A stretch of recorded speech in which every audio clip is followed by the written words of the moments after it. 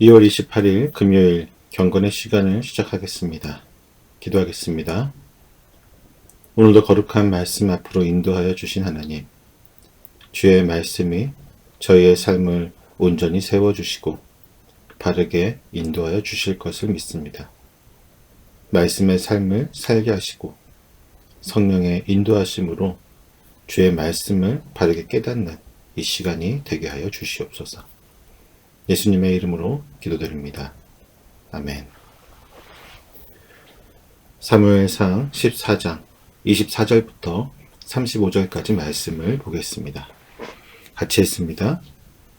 이날에 이스라엘 백성들이 피곤하였으니 이는 사울이 백성에게 맹세시켜 경계하여 이르기를 저녁 곧 내가 내 원수에게 보복하는 때까지 아무 음식이든지 먹는 사람은 저주를 받을지어다 하였습니다.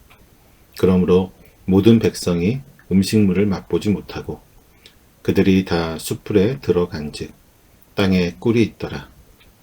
백성이 숲풀로 들어갈 때에 꿀이 흐르는 것을 보고도 그들이 맹세를 두려워하여 손을 그 입에 대는 자가 없었으나 요나단은 그의 아버지가 백성에게 맹세하여 명령할 때에 듣지 못하였으므로 손에 가진 지팡이 끝을 내밀어 벌집에 꿀을 찍고 그의 손을 돌려 입에 대매 눈이 밝아졌더라. 그때에 백성 중 한 사람이 말하여 이르되 당신의 부친이 백성에게 맹세하여 엄히 말씀하시기를 오늘 음식물을 먹는 사람은 저주를 받을지어다 하셨나이다. 그러므로 백성이 피곤하였나이다 하니 요나단이 이르되 내 아버지께서 이 땅을 곤란하게 하셨도다. 보라, 내가 이 꿀을 조금을 맛보고도 내 눈이 이렇게 밝아졌거든. 하물며 백성이 오늘 그 대적에게서 탈취하여 얻은 것을 임의로 먹었더라면 블레셋 사람을 사륙함이 더욱 많지 아니하였겠느냐. 그날에 백성이 민마스에서부터 아얄론에 이르기까지 블레셋 사람들을 쳤으므로 그들이 심히 피곤한지라. 백성이 이에 탈취한 물건에 달려가서 양과 소와 송아지들을 끌어다가 그것을 땅에서 잡아 핏째 먹었더니 무리가 사울에게 전하여 이르되 보소서 백성이 고기를 핏째 먹어 여호와께 범죄하였나이다. 사울이 이르되 너희가 믿음 없이 행하였도다. 이제 큰 돌을 내게로 굴려오라 하고 또 사울이 이르되 너희는 백성 중에 흩어져 다니며 그들에게 이르기를 사람은 각기 소와 양을 이리로 끌어다가 여기서 잡아 먹되 핏째로 먹어 여호와께 범죄하지 말라 하라 하매 그 밤에 모든 백성이 각각 자기의 소를 끌어다가 거기서 잡으니라. 사울이 여호와를 위하여 제단을 쌓았으니 이는 그가 여호와를 위하여 처음 쌓은 제단이었더라. 아멘. 어떤 조직이든 지도자의 결정 하나가 전체 공동체에 엄청난 영향력을 미칠 수 있습니다. 특히 전쟁과 같은 위급한 상황에서는 지도자의 판단력이 더욱 중요합니다. 성경에는 많은 지도자들이 등장하지만 그들의 성공과 실패는 하나님을 의지하는지 여부에 따라 갈라지는 경우가 많습니다. 오늘 본문에서 사울 왕은 전쟁 중 자신의 군사들에게 금식을 명령하는 실책을 범합니다. 이는 단순한 신앙적 결단처럼 보일 수 있지만 사실은 그의 개인적인 감정과 욕망에서 비롯된 결정이었습니다. 결과적으로 군사들은 극도의 피로에 빠지게 되었고 전쟁 수행에 있어서 큰 어려움을 겪게 되었습니다. 우리는 신앙의 열심과 올바른 분별력을 구별해야만 합니다. 신앙적 결단이라는 명목 아래 행해서는 안 되는 잘못된 판단은 개인뿐만 아니라 공동체 전체에 위험을 빠뜨릴 수 있습니다. 오늘 말씀을 통해 사울의 잘못된 결정과 그로 인한 결과를 살펴보면서 우리의 신앙과 삶 속에서도 올바른 분별력을 가지는 것이 얼마나 중요한지를 깨닫게 되기를 원합니다. 승리에 대한 희망을 보게 된 사울은 이제 블레셋과의 전쟁 중에 자신의 군사들에게 하루 종일 금식할 것을 명령합니다. 그는 자신의 맹세를 통해서 전쟁의 승리를 확신하려고 했지만 결과적으로는 그로 인해 군사들은 모두 지쳐버렸습니다. 문제는 사울의 맹세가 그의 신앙적인 결단으로 행한 것이 아니라 지극히 개인적인 감정과 동기에서 비롯되었다는 것입니다. 24절에서 사울은 내가 내 원수에게 보복하는 때까지라고 말하면서 전쟁을 하나님의 전쟁이 아니라 자신의 전쟁으로 여기고 있음을 볼 수 있습니다. 사울은 블레셋을 하나님의 원수가 아니라 자신의 원수로 취급하면서 자신의 복수를 위해 군사들에게 무리한 맹세를 강요한 것입니다. 이는 결국 군사들을 극도로 피곤하게 만들었고 급박한 전쟁의 흐름에도 부정적인 영향을 미치게 되었습니다. 70인역을 보게 되면 24절을 이렇게 말하고 있습니다. 그날 사울은 사람들에게 대해 저주 맹세를 함으로써 큰 죄를 지었다. 이렇게 이야기하면서 그의 맹세를 매우 강하게 비판하고 있습니다. 사울은 백성들을 통해 하나님의 뜻을 이루기보다는 자신의 뜻을 이루기 위해 하나님의 저주를 도구로 사용한 것입니다. 또한 금식 자체도 급박한 전쟁의 흐름을 막는 지도자로서의 치명적인 실수였지만 그 동기 역시 매우 큰 문제였습니다. 사울은 하나님을 의지하기보다는 자신의 계획을 이루기 위해 백성을 희생시켰고 그 결과로 군사들은 전쟁 중에 극도의 피로를 느끼게 되었던 것입니다. 사울의 지극히 개인적이고 감정적인 맹세는 그와 함께한 모든 군사들을 괴롭게 만들었습니다.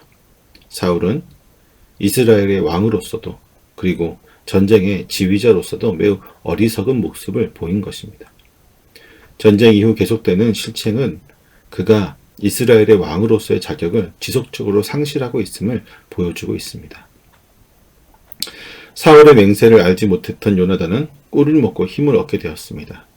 그리고 그는 사울의 결정이 백성을 어렵게 만들었다는 사실을 깨닫고 매우 안타까워합니다. 사울이 꿀을 찍어 먹고 나서 힘을 얻는 장면은 사울의 맹세가 얼마나 어리석은 결정이었는지를 정확히 지적하는 장면이 됩니다. 성경은 요나단이 꿀을 먹고 눈이 밝아졌더라 라고 얘기하고 있습니다. 사울의 저주와는 대비되는 모습을 보이는 것입니다. 히브리어에서 저주와 밝아졌다는 유사한 발음을 가지는데 이는 사울의 명령이 군사들을 무력하게 만들었지만 요나단은 오히려 활력을 되찾았음을 강조하고 있습니다. 요나단은 병사들이 심각하게 지쳐 있는 것을 보면서 아버지의 명령이 잘못되었음을 공개적으로 비판합니다. 29절을 보면 내 아버지께서 이 땅을 곤란하게 하였도다 라고 말합니다. 그는 사울의 결정이 백성들을 고통스럽게 만들었다고 지적하는 것입니다. 여기에서 곤란하다라고 하는 말은 아카르란 말인데 구약에서 매우 심각한 의미를 지닌 단어로 사용되었습니다. 이 단어는 아간이 하나님의 명령을 어겨 이스라엘 공동체를 위기에 빠뜨렸을 때 그리고 엘리야가 아합 왕을 책망할 때 사용되었던 말입니다. 이는 사울이 하나님의 백성을 얼마나 큰 위험에 빠뜨린 지도자인지를 알려주고 있습니다. 요나단은 백성들이 음식을 먹고 힘을 냈다면 전쟁에서 훨씬 나은 결과를 얻을 수 있었을 것이라고 말합니다. 이러한 요나단의 주장은 아버지 사울과 대비되어 현실적인 군사적 판단력과 신앙적 분별력을 갖춘 좋은 지도자의 모습을 보여주고 있습니다.